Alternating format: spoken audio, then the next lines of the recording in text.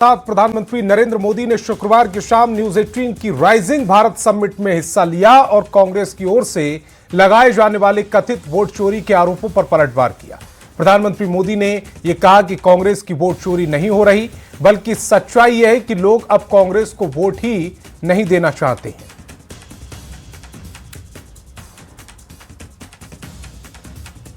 देश की प्रबुद्ध जनता कांग्रेस को सबक सिखा रही है। आज से नहीं, बीते 4 दशकों से लगातार ये काम देश की जनता कर रही है। मैं जो कहने जा रहा हूं, मीडिया के साथ ही उसका भी जरा एनालिसिस करिएगा। आपको पता लगेगा कि कांग्रेस के वोट चोरी नहीं हो रहे हैं, बल्कि देश के लोग अब कांग्रेस को वोट देने लायक ही नहीं मानते। न्यूज 18 की राइजिंग भारत समिट में प्रधानमंत्री मोदी ने एआई समिट को बड़ा उदाहरण बताया और कहा कि एआई समिट का आयोजन भारत के लिए गौरव का पल है। अर्धनग्न प्रदर्शन को लेकर कांग्रेस पर हमलावर प्रधानमंत्री मोदी ने कहा कि देश की सबसे पुरानी पार्टी ने उत्सव को मैला कर दिया।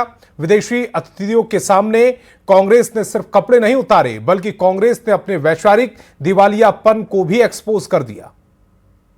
साथियों, एआई समिट का आयोजन पूरे भारत के लिए गौरव का पल था,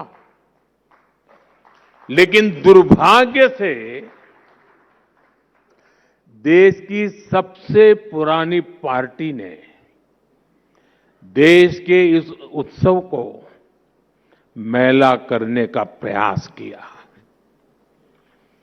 विदेशी अतिथियों के सामने कांग्रेस ने सिर्फ कपड़े नहीं उतारे, बल्कि इसने कांग्रेस के वैचारिक दिवालियेपन को भी एक्सपोज कर दिया है।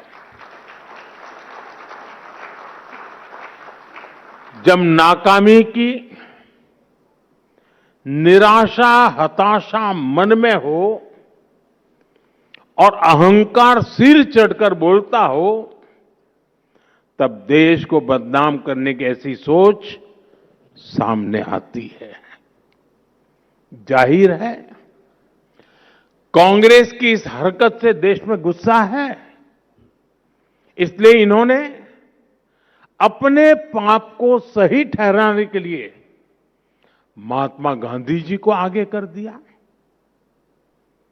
कांग्रेस हर बार ऐसा ही करती है। जब अपने पाप को छुपाना हो तो कांग्रेस बापू को आगे कर देती है, और जब अपना गौरवगान करना हो तो एक ही परिवार को सारा क्रेडिट दे देती है। साथियों, कांग्रेस अब विचारधारा के नाम पर केवल विरोध की टूलकिट बनकर रह गई है,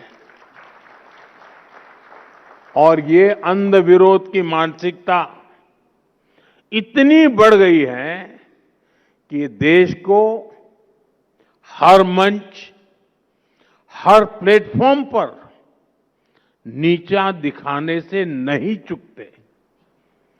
देश कुछ भी अच्छा करे, देश के लिए कुछ भी शुभ हो रहा हो, कांग्रेस को विरोध ही करना है। और न्यूज 18 की राइजिंग भारत समिट में प्रधानमंत्री मोदी ने विपक्षी पार्टियों पर निशाना साधा। कांग्रेस के साथ साथ प्रधानमंत्री ने पश्चिम बंगाल में ममता बनर्जी की सरकार और तमिलनाडु में डीएमके की सरकार चला रहे स्टालिन पर भी निशाना साधा। आयुष्मान भारत योजना लागू नहीं करने को लेकर बंगाल सरकार की मंशा पर सवाल उठाए और प्रधानमंत्री आवास योजना को लेकर कहा कि डीएमके सरकार की भी नीयत नेक नहीं है। साथियों, राष्ट्र निर्माण की, नेशन बिल्डिंग की एक बहुत अहम शर्त होती है नेक नीयत की। कांग्रेस और उसके साथी दल इसमें भी फेल रहे हैं। कांग्रेस और उसके साथियों ने कभी नेक नियत के साथ काम नहीं किया। गरीब का दुख, उसकी तकलीफ से भी इन्हें कोई वास्ता नहीं है। जैसे बंगाल में आज तक आयुष्मान भारत योजना लागू नहीं हुई। अगर नेक नियत होती तो क्या गरीबों को 5 लाख रुपए तक का मुफ्त इलाज देने वाली इस योजना को बंगाल में रोका जाता क्या? मुंगेर में प्यार भरोसा के बाद ऐसी खौफनाक साजिश रची गई जिसने मुंगेर से लेकर पूर्णिया तक सनसनी फैला दी। नर्स बनने का सपना देख रही 25 साल की स्नेहा कुमारी 40 दिनों तक लापता रही और जब सच सामने आया तो हर किसी की रूह कांप उठी। आरोप है कि प्रेमी ने ही शादी के दबाव से बचने के लिए उसकी हत्या कर दी और पहचान मिटाने के लिए शव को शमशान घाट में जला दिया। पुलिस ने टेक्निकल एविडेंस के सहारे इस ब्लाइंड मर्डर मिस्ट्री का खुलासा किया है, लेकिन परिवार इंसाफ की गुहार लगा रहा है। इस सनसनीखेज हत्याकांड में एक और गंभीर आरोप सामने आया। मृतका की मां का दावा है कि उसकी बेटी की हत्या के पीछे अंग तस्करी की साजिश भी हो सकती है। हालांकि पुलिस फिलहाल हत्या के एंगल पर ही जांच आगे बढ़ा रही है। कोई स्वेटर पहना के स्वेटर और पूरा जींस जो कपड़ा से मेरी बच्ची घर से गई वही कपड़ा वहाँ बताया डोम। अच्छा।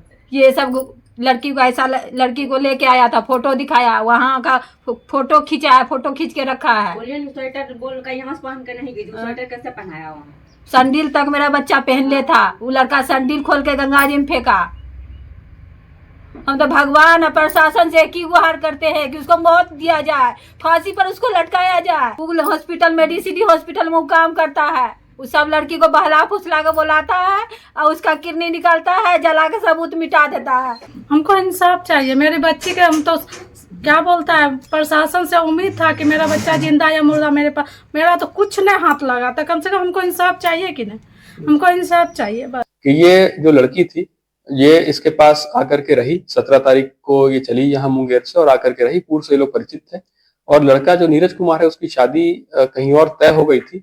इसी का विरोध कर पे ये लड़की वहां पे गई थी और इसको प्रेशराइज कर रही थी कि उससे लड़की से शादी नहीं करना है। और कहा सुनी के बाद इसने उस लड़की का गला घोट के उसकी हत्या कर दी। आवेदन इसका हो गया है कि वो लड़की 17 से 19 के बीच में इस लड़की इसी लड़के के साथ थी और 19 तारीख को इसकी हत्या कर दी गई लड़की की और उसको फिर जला भी दिया गया। और उसके तुरंत बाद इसने अपना वो रेंटेड अकोमोडेशन चेंज भी कर लिया, दूसरी जगह इसने अपना डेरा ले लिया। तो इस तरह इसका इन्वेस्टिगेशन में हम लोगों ने साइंटिफिक एविडेंस के आधार पर इसमें हम लोगों ने इसको किया है। और गया जी के अंतर्राष्ट्रीय एयरपोर्ट पर तैनात सीआईएसएफ के जवान की हरियाणा पुलिस की कस्टडी में मौत हो गई। मृतक की पत्नी और बेटे का आरोप है कि पुलिस ने सीआईएसएफ जवान मुकेश सिंह की हत्या कर दी। परिजनों का आरोप है कि बगैर अरेस्ट वारंट के ही हरियाणा पुलिस मुकेश सिंह को गिरफ्तार किया और उन्हें मार दिया। वहीं पुलिस का कहना है कि उनकी हार्ट अटैक से मौत हुई है। मृतक सीआईएसएफ के जवान वैशाली जिले के रहने वाले थे। परिवार का कहना है कि मगध मेडिकल कॉलेज में पुलिस को आवेदन दिया लेकिन कोई केस दर्ज नहीं किया गया। वहीं मगध मेडिकल थाने का कहना है कि हरियाणा पुलिस ने सीआईएसएफ के अधिकारियों से मिलकर वारंट की विधिवत जानकारी दी। उसके बाद उनसे आरोपी के सौंपने की बात कही गई, जिसके बाद उन्हें आरोपी को पकड़ ले गई थी। फिलहाल अब पोस्टमार्टम रिपोर्ट आने के बाद ही खुलासा हो पाएगा कि किस तरह से मौत हुई है। जो है बताया कि अचानक से बिना वारंट का जो हरियाणा पुलिस आ गया। सर जो है हमारे पापा का यूनिट का जो डिप्टी कमांडेंट है डीसी, वो उनको सर हम लोगों में कम से कम 100 बार फोन किया, उन्होंने एक फोन नहीं उठाया और वो आकर के हैंड ओवर दे। और सर जो वहाँ से जो आए उनके पास में कोई पेपर नहीं। पापा के पास में ऐसा जो है सो कि कोई भी जो है सो कि बीमारी जो है सो कि मतलब पूरी तरह स्वस्थ है, ये आरोप है सर। जी सर, कोई आशंका? अब बिहार विधानसभा के बजट सत्र के समापन के बाद विधायकों ने एक दूसरे को गुलाल लगाकर होली खेली और शुभकामनाएं दी। विधानसभा पार्टी में सभी सत्ता पक्ष और विपक्ष के विधायक एक दूसरे को अबीर गुलाल लगाते हुए नजर आए। इस दौरान मैथिली ठाकुर और शालिनी मिश्रा ने गीत गुनगुनाए और रामकृपाल यादव ने कहा कि इस बार भी जमकर कुर्ताफाड़ होली होगी।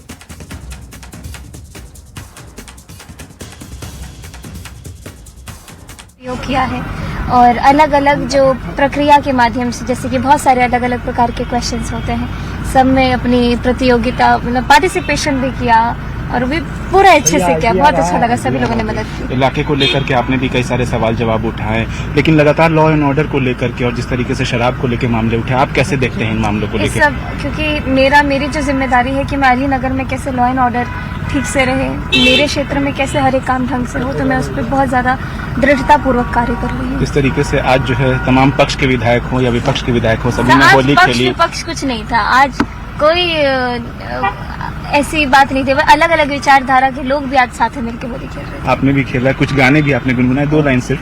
हो खेले होरी मिथिला में राम खेले होरी मिथिला में। तो शुभकामना है, होली की बधाई है, खूब खुश रहें और अपने दायित्वों का निर्वहन करें। होली है, सबको शुभकामना, सबको बधाई। बिहारवासी आगे भाईचारा बना के रखें। सबों को होली की शुभकामनाएं देती हूँ, पूरे बिहार वासियों सहित सारे पत्रकार बंधुओं को। होली सबके जीवन में खुशियां लाए। और जैसे तो यहाँ पर आप मिथिला में होली को लेकर के यहाँ देखिए किस तरीके से मैथिली यहाँ पर गीत गा रही थी और ये तस्वीर हम आपको दिखा रहे थे कि किस तरीके से यहाँ पर तमाम जो लोग हैं वो यहाँ पर मौजूद हैं और खास करके होली के रंगों में यहाँ पर रंगे हुए हैं। और ये बिहार विधानसभा की हम तस्वीर दिखा रहे थे कि जब बजट सत्र का समापन हुआ तो यहाँ पर सभी विधायक एक दूसरे को गुलाल लगाते हुए होली के रंगों में नजर आ रहे हैं। कैमरा पर्सन संत के साथ शैलेंद्र, न्यूज़ 18 पटना। और विधानसभा स्पीकर प्रेम कुमार के आवास पर होली मिलन समारोह का आयोजन किया गया। होली के मौके पर वसंत उत्सव और सांस्कृतिक कार्यक्रम में मुख्यमंत्री नीतीश कुमार और डिप्टी सीएम सम्राट चौधरी समेत कई मंत्री शामिल हुए। सभी ने एक दूसरे को रंग गुलाल लगाकर होली की बधाई दी। इस मौके पर विधानसभा अध्यक्ष प्रेम कुमार से बात की न्यूज़ 18 संवाददाता रवि एस नारायण ने। यहाँ पे विधानसभा अध्यक्ष जो हैं वो माननीय प्रेम कुमार जी, उनके आवास पर यहाँ पे वसंत उत्सव का आयोजन है। सर, कितना खास मौका है? आज बिहार विधानसभा का सत्र समाप्त हुआ है। अन्य वर्षों के भांति इस वर्ष भी जो कार्यक्रम का आयोजन किया गया है, माननीय मुख्यमंत्री जी भी आए थे, माननीय विधायक आ रहे हैं और विभिन्न दलों के नेताओं की उपस्थिति हो रही है। बड़ी संख्या में कार्यकर्ता भी आ रहे हैं और संजोग क्या इस बार है कि होली के पूर्व सत्रावासन हुआ है जाकर। माननीय मुख्यमंत्री जी का आगमन हुआ था जाकर के और अब जस्ट गए हैं जाकर के। अब सब माननीय विधायक का प्रोग्राम आने का है जाकर के और यहाँ पर सांस्कृतिक कार्यक्रम का आयोजन किया गया है जाकर के। तो काफ़ी लोग खुश हैं जाकर के और काफ़ी उनके अनुकूल सूर्य भोज का आयोजन भी कराया गया है कि अपनी इच्छा के अनुकूल भोजन भी करें जाकर के।